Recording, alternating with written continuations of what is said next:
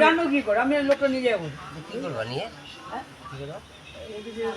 শোকেসটা এখন বানাইতে গেলে কম করে গেলে বড় 8-9 হাজার টাকা খরচা। হ্যাঁ, কাঠের দামই তো কত? কি কাঠ না, ওই কাচের দাম কত জানো? কাচের কাঠের থেকে কাঠ। সব ঠিক আছে ভাই,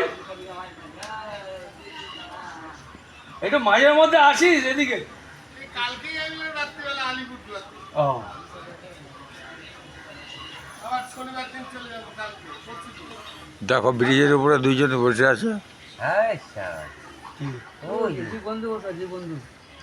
একজন আছে ওইখানে ওই দিনকার এরকম ওই দেখ হনুমান দুটো কোথায় বসে রয়েছে দেখছিস?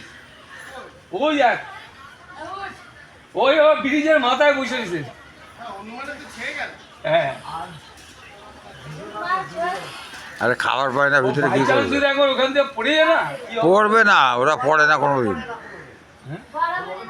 ওই যে এই না না, এই যে রেলিং, আরে ওটা হচ্ছে শোনো, ওটা কি করে মরেছে জানো?